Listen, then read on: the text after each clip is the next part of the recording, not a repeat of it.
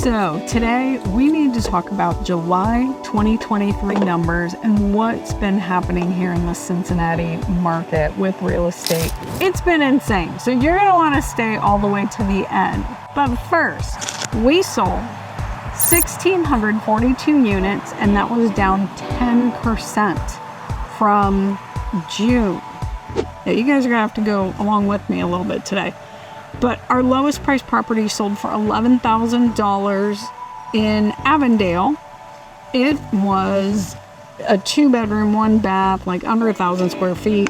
It was listed at $15,000 and sold in 41 days or something like that for $11,000.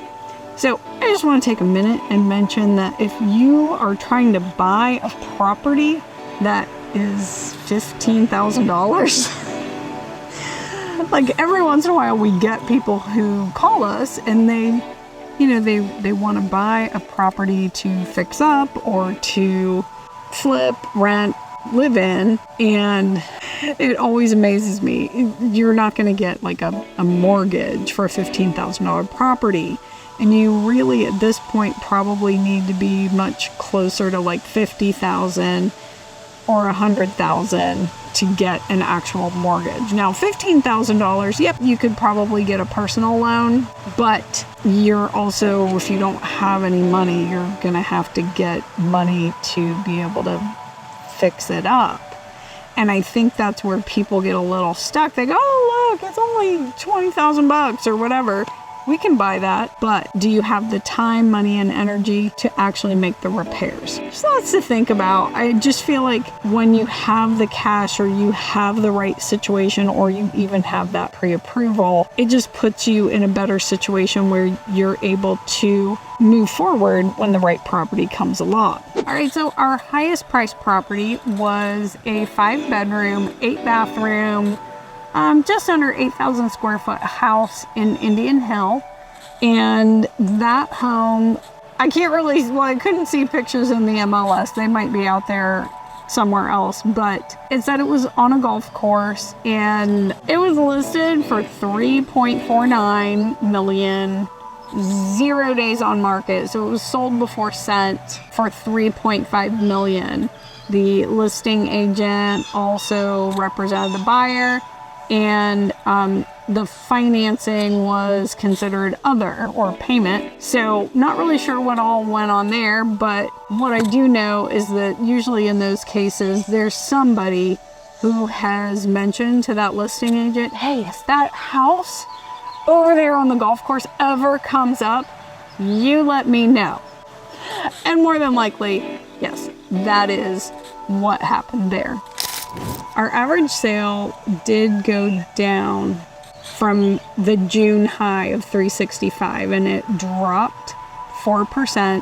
Not too bad. We're still up 8% year over year. And our days on market went up from 13 to 14. And the median days on market went from 2 back up to 3, which means you literally have like an extra 15 minutes to think about the house before you put in your offer. Okay, but this is where things start to get a little bit interesting. The amount of units that we had available for sale in early August was about 1,601. Now, usually I say, well, how many units we have right now? And that's a little bit of a challenge because on August 8th, our multiple listing service, what we refer to as our MLS, got hacked. Like, not a little, like, this was like a major, like, ransomware kind of thing. And it affected not only us, but I know folks in the Bay Area and California, a couple of other places as well. So you may have seen the story, you may have, seen it on Facebook if you're local, because everybody was all over Facebook looking for houses, talking about the houses they had for sale. All of it just has been bizarre and interesting, and you see a group of people come together like never before when something this kind of catastrophic rocks their industry. So, needless to say, things have been crazy busy, but it's hard to see that. Our showing scheduler basically says that we dropped from, over 8,000 showings down to 67,000 showings. I mean, a lot of showings weren't even scheduled because the house wasn't actually listed. Oh, it's kind of hard to explain. But the good news is that we've made a lot of progress. Marion and I didn't have a huge problem because we both are part of the Dayton MLS anyway, and that is syndicated, so everything that's listed in there goes out to Zillow and Realtor.com, and we can use the showing scheduling system. But for those people who didn't have that, it just took a while for them to be able to jump into Dayton or Columbus or something like that. Now, since all of that, Cincinnati has gotten their new system up and running, but it's kind of like switching from an Apple phone to an Android phone or vice versa. And you kind of want to kill yourself for a while, until you really get comfortable with it and start understanding it. And that's just where everybody is at the moment. I think we're probably a solid 2 to 4 weeks out to really things starting to get back to normal. So even though right now we are able to list in our new MLS, none of that's going out to any of the other places. So can't be scheduled with showing time, doesn't go out to Zillow, or at least it hadn't been. So it's just been pretty much insanity, and it's just been another new challenge. So I say all of this to say I have no idea when I'm going to actually be able to get August numbers out with any sort of accuracy.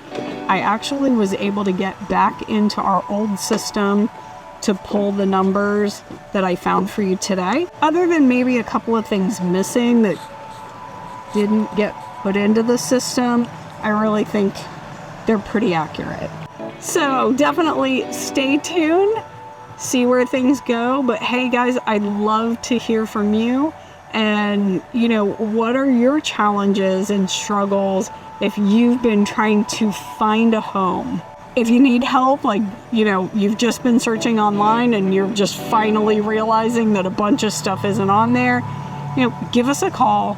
We'd love to chat with you and see if we can get you set up to be able to find what you're looking for. All right, well, we're all gonna see what happens together next month, but we'll see you then. See the flowers? Look, how pretty.